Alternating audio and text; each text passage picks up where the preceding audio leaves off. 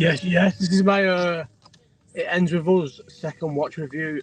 That is a sick film, you know, a proper sick film. Don't care what people say. I remember when I said I'm dying to watch it again on my Instagram story. And people was like, "Oh, it's fucking rubbish. It's rubbish." It's probably rubbish to people who maybe read the book. I don't understand that. I don't. Other than that, I don't get it. Like, if you're a very, very casual rom-com love story film lover like me, things like About Life, not About Life. Is it About Life? No, About Time. Brooklyn, these sort of films, yeah, where you just love them from nowhere. Love Actually, shit like that. This is a good film. Do you know what? When it started, yeah, and the scene where she's in the car is all somber and that, I sat back and thought, yes, this is going to be a fun, enjoyable couple of hours. It's a good film, feel good film. Like, it's not feel good, obviously, but it's like it's nice to watch. While you're watching it, it's nice. And do you know what I'll say, yeah? Put the window back up. So, before I watched it last time, I was speaking to people about it who kept saying, like, oh, in the book it shows how, like, even though it shows more about how much you like him, but you find out more against Riles, you care about him more and you feel sorry for him more because it tells you more what he's been through in the book. I feel like the second watch, it was the same anyway, because right at the start when she overshares about her dad being dead, so I'm not going to do any spoilers, but so he says about the kid he just worked on with a brain injury. Well, and then she goes, oh, I wonder what that would do to a kid, and he's like, it like destroys life it'd destroy everything for the rest of the life, and you think, wow, that's it, that's what's done for him, it's ruined his life. So you do feel like you should get a bit of leeway, but obviously he's terrible. But then as well, another thing, I read a lot of things saying about the abuse, and at first time I watched that, I thought, yeah, they didn't really show much of the abuse, but I feel like when you watch it again, they do, because it's clear, because, like, think about every situation, yeah, in the film where he hurts her. It's like, so think about the first time he hurts her, he smacks her when he burns his hand.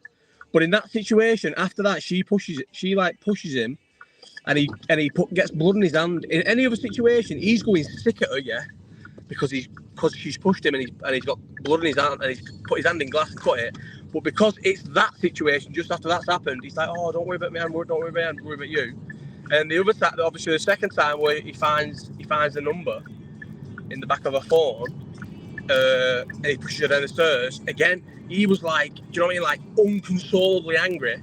And then once that happens and she comes back round too, he's like, oh, I'm so sorry, like, sorry. And that's how you know it's abuse, because once he's done it, even though, like, how he would usually react to things, like loose cannon off the finger, but when he's done something really bad like that, he reacts completely, like, on the back foot to things like that. But yeah, sick film, man. Sick film. I feel like every single, I suppose it is going to have spoilers, I feel like every single time it gets to that point where where the baby's born and they're in the hospital, I'm thinking, don't get back with this guy. Sick film. I love it. I love everything about that film. Random little love. I know it's not a love story. I know it is supposed to be about abuse, and it highlights it well, like how abuse isn't just battering your missus every day. Do you know what I mean? Or terrorising your missus every day. It can be three big separate occasions, at different times, and that's abuse. And you should get away from it. Once is enough. If your fella hits you once, you should be gone. Because once they do it once, they'll do it again. But I think it highlights it well. But yeah, that's a sick film, you know. I know it got 57 Rotten Tomatoes, which is fine.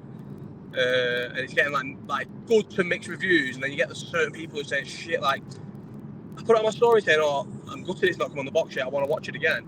Someone put, why would you want to watch this film, one of the worst films I've ever seen? I'm thinking, you're just trying too hard. Either you've read the book and then the film's ruined what the book was. That's fine, that's a fair enough negative, I'll accept that.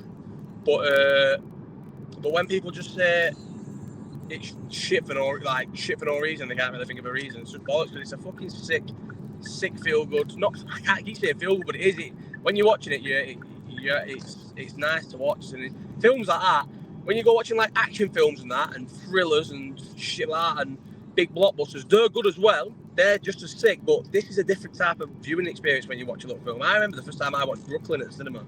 It's one of the best films I've ever seen first time in my life. You know what I mean? Them sort of like nice, ended nicely. They always leave you on a nice note as well. You know what I mean? Sometimes you go to the cinema, the